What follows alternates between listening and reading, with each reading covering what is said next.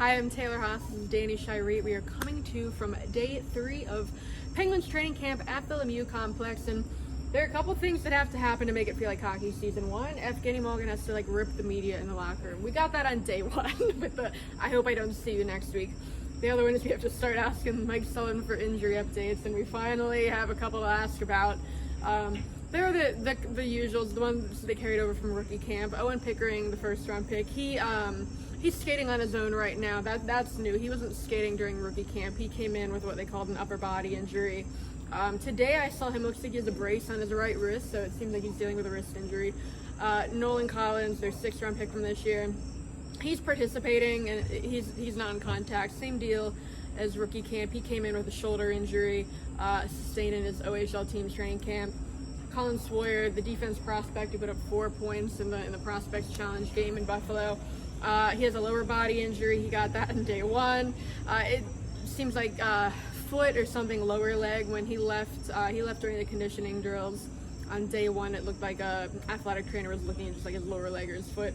And then we have one today.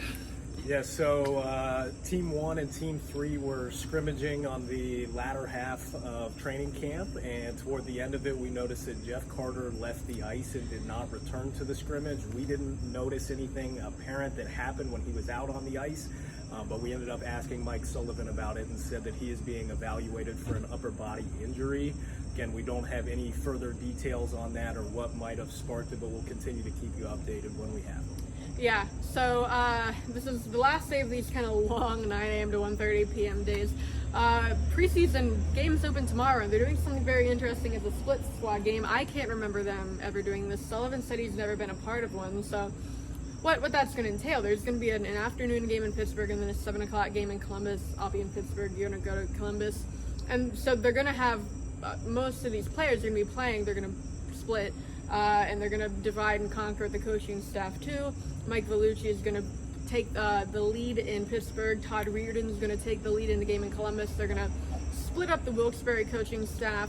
And Mike Sullivan said he's going to try to make it to both. He said they have a van, lined up with Hextall and those guys. So he's going to try to get in on that with management and make the 3-hour drive in the van from Pittsburgh to Columbus. But we don't have the lineups yet. By the time you're watching this, the Penguins are going to announce that at some point today. But, I mean, is there anything you're looking to see in these first preseason games? Or?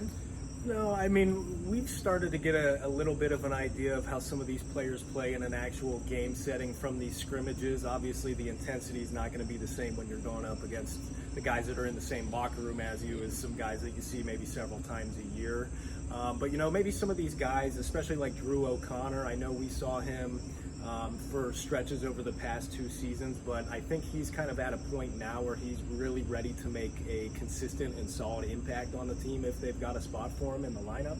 So I'll be keeping my eye on him. I spoke with him yesterday, and he said he'd focus this offseason really focusing on his skating and his hockey IQ as well.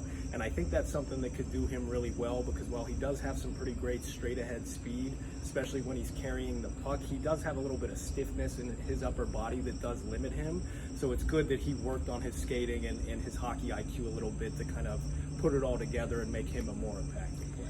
Yeah, his fitness level is something he doesn't need to work on. Sullivan did say his fitness level is off the charts. That kind of is what we heard about him last year too. That's just always been one of his strengths. He trains with Prentice training in the New York area. His trainer is the trainer for the New York Rangers, so he works out with guys like Chris Kreider and some of the bigger Rangers. But yeah, I've heard that one of the players who works out there told me he had last year he had never seen Drew O'Connor more shredded. I remember Drew O'Connor last year is when he made the real big diet changes that he learned at Prentice and cutting out dairy and a lot of carbs and little sugars and stuff like that. But yeah, so he's someone I'd be interested to see just how they used him in this preseason game. Sullivan did say he thinks he's going to be a bottom 6 guy if he does get called up, like a power forward type. Sullivan did say he thinks he's better suited to wing at this level than center, but he is someone that can play both, so he does have that versatility. I think in this preseason game, I'm looking forward to seeing Nylander and Zahorna how fast they are, because with both of them, Sullivan has said that, you know, what they need to do to get more NHL time, get called up is just their pace, being able to play with pace. Just the Horner is more about just maintaining that pace. That's what he said he wants to see from Nylander. I talked to Zahorna. Zahorna did really work on his speed and his skating this summer in his training, and he said he feels better than he ever has physically, fitness-wise, coming into camp.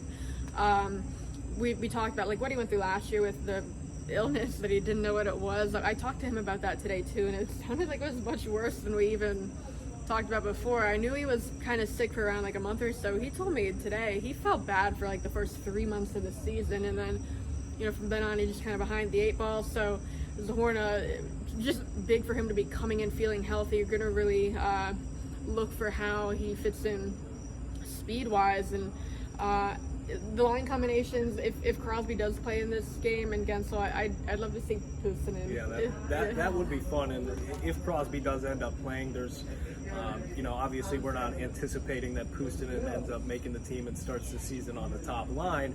But obviously, I don't think there would be any drastic changes in the line combinations that we've seen here at camp, and that I don't think that they would just massively change that going into these games. Obviously, because it is a split squad scrimmage in Pittsburgh and Columbus, we're not going to have the exact combos, but I think they'll be pretty close. Yeah, Puustinen, I mean, just they've done such a good job at finding each other. And Puustinen, we've talked about his one-timer a bunch on these, but just seeing, you know, him getting those feeds from guys. But yeah, so we'll have your coverage of that. Again, like I said, I'll be in Pittsburgh, you'll be in Columbus. Well, a couple stories that day. So stay tuned for that on DK Pittsburgh Sports.